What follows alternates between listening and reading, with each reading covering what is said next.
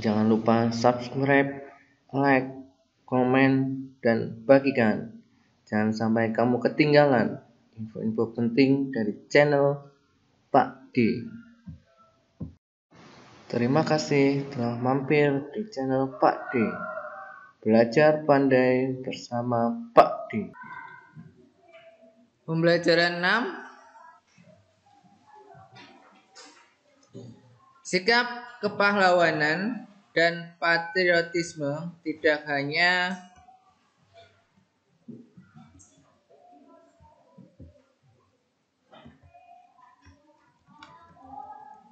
dibutuhkan dalam meraih cita-cita kemerdekaan bangsa, namun juga dibutuhkan dalam mengisi kemerdekaan. Ingatlah, sikap pahlawan dan patriotisme yang ditunjukkan oleh seorang guru.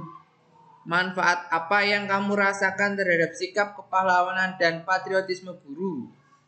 Karena guru, kamu bisa membaca, menulis, berhitung, serta menguasai ilmu pengetahuan dan teknologi.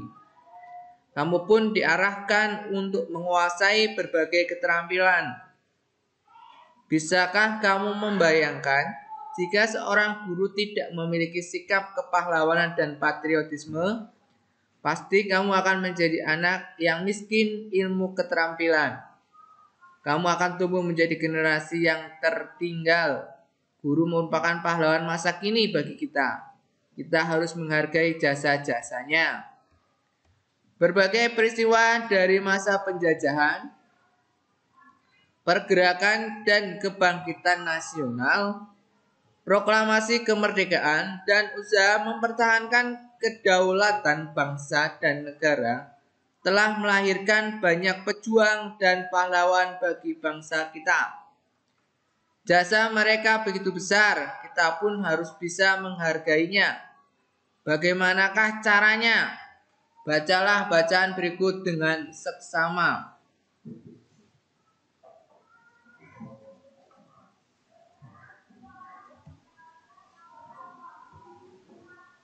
Ayo membaca, menghargai jasa para pahlawan. Bagaimana caranya? Ya, mari kita baca bersama. Membaca, bangsa yang besar adalah bangsa yang bisa menghargai jasa para pahlawan. Pepatah itu mengingatkan kita untuk selalu menghargai jasa para pahlawan. Para pahlawan telah berjuang dengan mengorbankan harta, benda, jiwa, bahkan nyawanya untuk meraih kemerdekaan seperti yang sekarang ini kita nikmati. Berkat pengorbanan dan pengabdiannya, bangsa kita bisa terlepas dari penjajahan dan menjadi negara yang merdeka, bebas, dan berdaulat. Kini kamu sebagai putra-putri penerus bangsa mempunyai tugas untuk meneruskan cita-cita para pahlawan. Kamu berkewajiban melanjutkan perjuangan pahlawan sebagai pahlawan pembangunan, mewujudkan bangsa Indonesia yang sejahtera, aman, damai, tertib, tentram, dan bahagia. Dengan demikian, kamu telah turut menghargai jasa para pahlawan. Untuk menjadi pahlawan pembangunan, kamu dapat menerapkan nilai-nilai kepahlawanan yang telah ditujukan mereka. Apa saja? Mari kita simak ya dengan baik. Berikut nilai-nilai kepahlawanan yang dapat kamu terapkan dalam kehidupan sehari-hari. Yang pertama adalah rela berkorban. Apa yang dimaksud rela berkorban? Sikap yang lebih mementingkan kepentingan bersama di atas kepentingan pribadi. Sikap rela berkorban dapat dibiasakan di lingkungan rumah, keluarga, dan masyarakat. Di sekolah juga bisa ya. Kita harus peduli kepada orang lain. Kemudian berjiwa besar. Berjiwa besar adalah sikap yang mau menerima segala yang terjadi dengan penuh kesabaran dan keikhlasan. Hampir sama dengan tanggung jawab ya. Tanggung jawab itu menerima segala resiko. dari yang kita lakukan, baik sadar maupun tidak sadar, itu tanggung jawab. Kalau berjiwa besar itu menerima segala yang terjadi.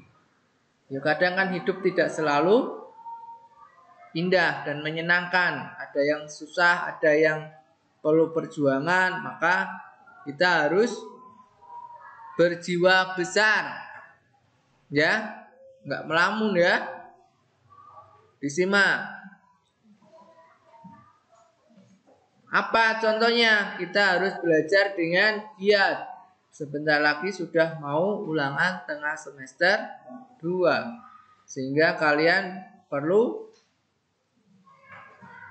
belajar dengan giat. Oke. Ayo berlatih, pahami bacaan di atas, kemudian tuliskan cara menghargai jasa para pahlawan. Cara menghargai jasa pahlawan. 1. Ya tadi kita mengikuti upacara bendera hari Senin dengan khidmat. Apalagi mengisi dengan hal-hal positif. Kemudian meneruskan pembangunan. Salah satu yang sederhana adalah membayar pajak.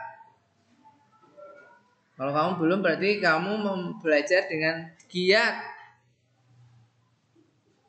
Ya, anggap sebagai berjuang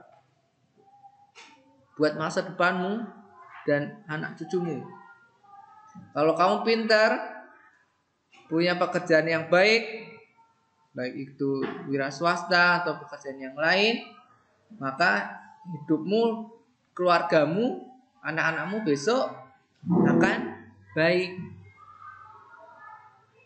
Jadi ketika nanti anakmu minta uang, Pak, minta uang, ada.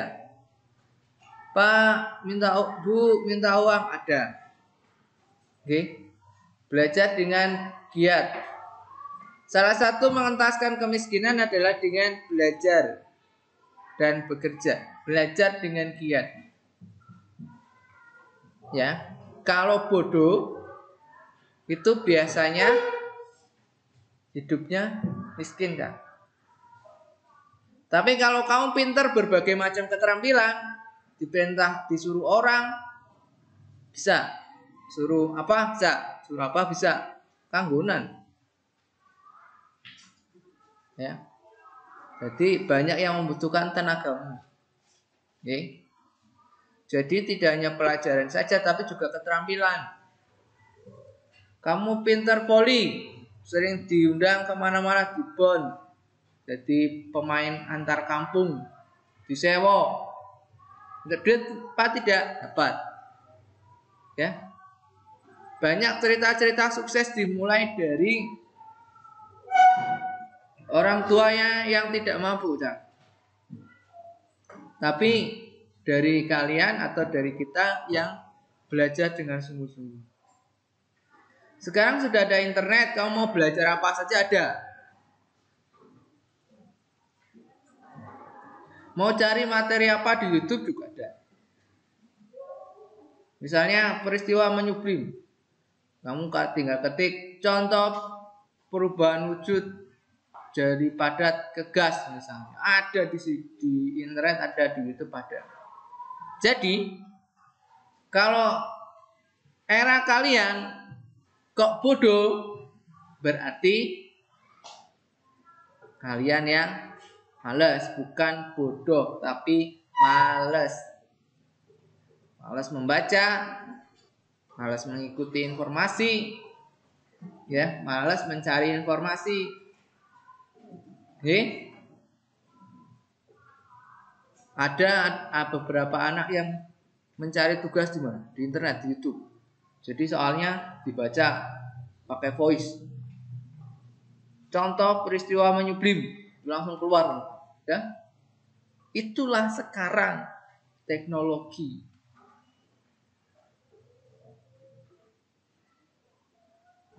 Boleh nggak? Boleh. Dimanfaatkan dengan baik ke hal-hal yang positif. Oke. Ada nggak pekerjaan dari internet banyak. Kamu dodolan sekarang dari rumah, HP, WhatsApp, story, ya toh. Dijual baju, nah, sepatu, wah. Ya sekarang dodolan soal rumah sambil ngomong anak, ya.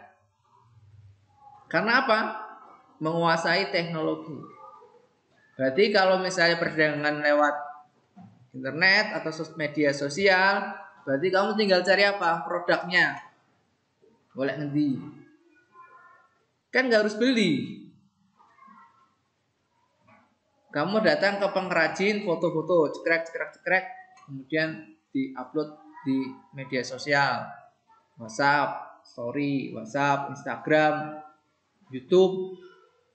Nanti ada yang melihat, tanya-tanya, harganya cocok, bayar.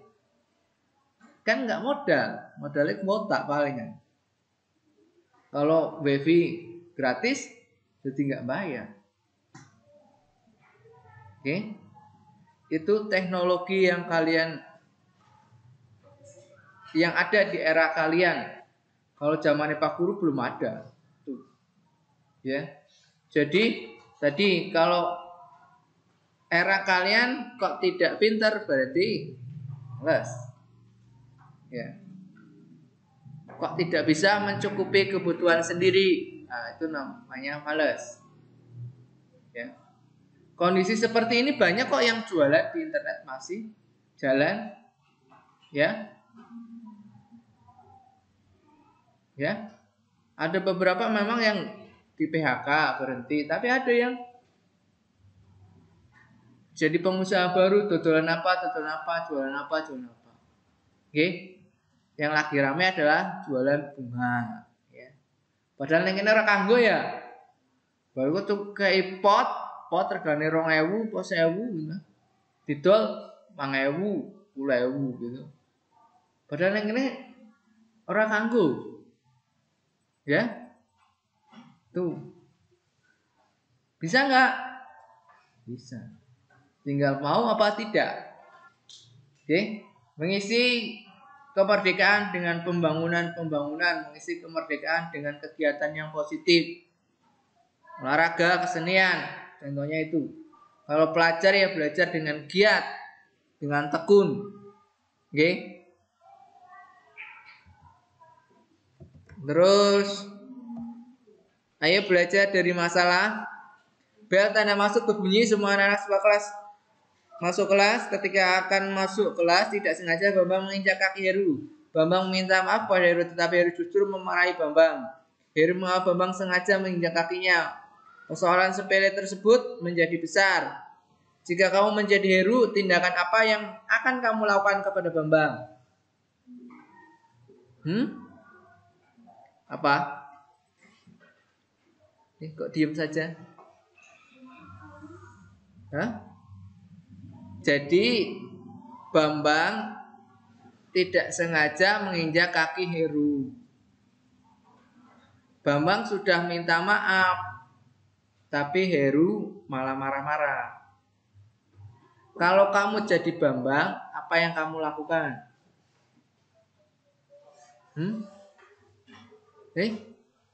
Kok diem saja, ayo. Marah-marah baik nggak? Berarti harusnya Bambang bagaimana? Bambang tadi sudah minta maaf.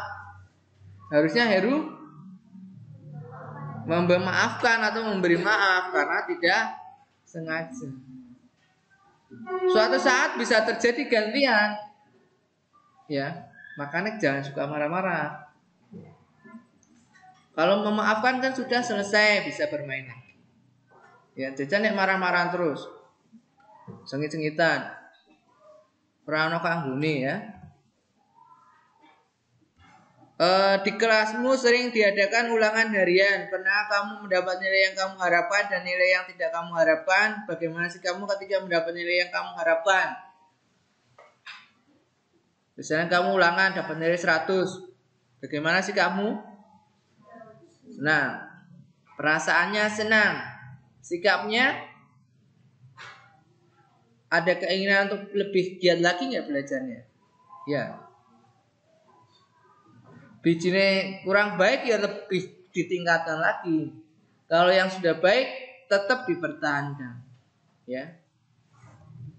Kemudian bagaimana ketika kamu mendapat nilai yang tidak kamu harapkan? Ya bersedih, rasanya sedih, perasaannya sedih.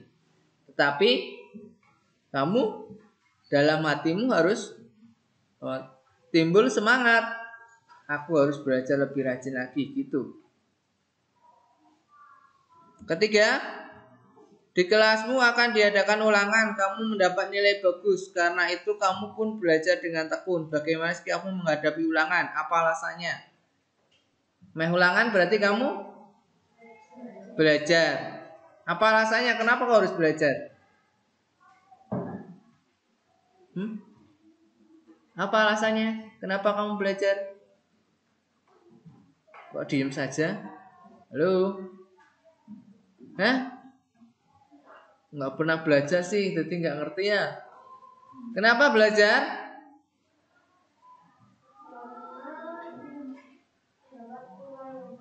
Mendapat nilai bagus, boleh. Apalagi? Yang pasti menguasai materi. Dengan belajar kamu menguasai materi. Ketika menguasai materi, pasti nilainya bagus. Ya. Kalau tidak menguasai materi, yo jangan tanya dapat nilai bagus. Jangan harap. Kalau dari nilaimu berapa 4, ya kamu belajar enggak? Ya udah.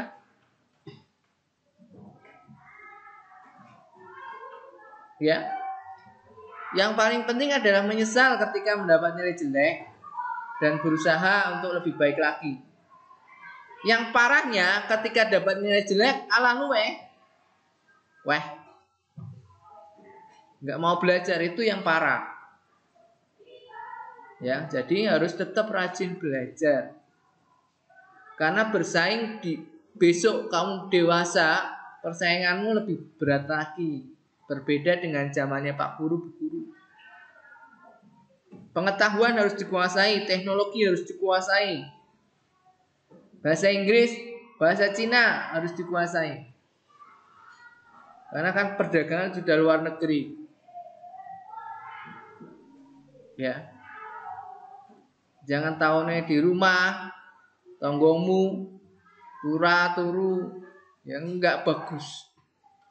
Oke? Jadi kalian harus mempersiapkan diri untuk melihat masa depan yang jauh lebih luas. Kok jangan sampai bercita-cita aku lulus SMA mau nikah. Aduh. Banyak beasiswa sekolah gratis banyak. Ada Pak Dedi, sekolah di kedinasan itu gratis, makan dibayar, makan di gratis ya. Kemudian tempat tinggal disediakan mes atau tempat tinggal khusus. Sekolahnya gratis, itu kuliah itu. Yang paling keren adalah begitu lulus dapat pekerjaan jadi PNS, kayak Pak Guru. Oke. Ada nggak? Ada. Tapi syaratnya apa? Ada tes. Ada 8 kali tes. Tes tertulis, tes olahraga, tes kejiwaan, psikologi, ya dan lain sebagainya, tes fisik. 8 kali. Saingannya berapa? Ribuan. Yang diambil berapa? Paling puluhan, ratusan. Ya, saingannya ribuan, puluhan ribu ada. Kayak Pak Guru mau jadi guru aja, itu saingannya berat. Berarti zaman sekarang digolek apa? Pintar.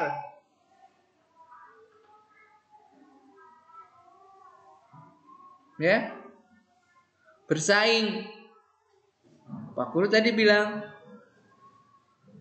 yang miskin itu biasanya kurang pengetahuan, bodoh. Mau miskin? Nggak mau kan? Ya maka belajarlah. Cah pinter, rasa ingin tahunya pasti tinggi. Contoh matematika, habis ini matematika nanti kita pelajari matematika. Kalau anak yang pintar nggak ngerti, tanya. Kok bisa seperti itu? Goleki rumusnya yang mendekati. Pahami konsep, betul cara menghitungnya, maka mesti betul nilainya. Oke. Ya, masing-masing pelajaran berbeda cara belajarnya. Kalau matematika harus banyak berhitung, menyelesaikan masalah. Kemudian kalau materi tematik banyak membaca dan latihan soal. Ya. Kalau seni bagaimana? Banyak berlatih. Berlatih kalau misalnya tari ya banyak berlatih tari. Kalau olahraga bagaimana? Harus banyak berlatih. Jadi macam-macam pelajaran berbeda cara belajarnya. Oke? Karena berbeda perlakuannya. Kalau kamu pengen olahraga pintar, badminton pintar, bulu tangkis pintar, maka belajar yang rutin, latihan yang rutin. Lihat teori-teorinya dibaca. Pengen juara kok nggak pernah latihan, ya mimpi. Ya, siapa yang rajin berlatih, pasti dia yang menang. Wes ngono rumusnya kuwi. Siapa yang rajin belajar membaca, itu yang peringkatnya paling bagus, dapat nilai yang bagus. Kok nggak pernah membaca, kok minta nilainya bagus, ya ngimpi. Ya. Di kelasmu akan diadakan ulangan tadi udah ya. Kemudian setiap berangkat ke sekolah, Andi dan aku selalu bersama-sama. Mereka berjalan kaki. Saat berjalan kaki, tiba-tiba seorang anak jatuh persis di depan mereka. Agus dan Andi terus berjalan karena takut terlambat masuk sekolah. Padahal nenek itu membutuhkan pertolongan mereka untuk bisa berdiri. Apakah sikap Agus mau mencerminkan sikap rela berkorban? Tidak. Mengapa? Kasih alasan. Ayo, berlatih berargumentasi, memberi alasan. Kenapa kau tidak mencerminkan rela berkorban? Ya, sebenarnya kan bisa menolong terlebih dahulu. Ditolong dulu. Nggak perlu butuh waktu lama, ditolong sebentar. Kalau sudah tenang neneknya, kemudian kamu melanjutkan berangkat sekolah. Jika kamu menjadi Agus dan Andi, tindakan apa yang akan kamu lakukan? Menolong? Ya. Saat Pak Guru sedang menjelaskan di depan kelas, ada dua orang temanmu yang asik berbicara sendiri. Mereka tidak memperhatikan penjelasan Pak Guru. Bagaimana sih kamu terhadap dua teman tersebut? Mengapa demikian? Kamu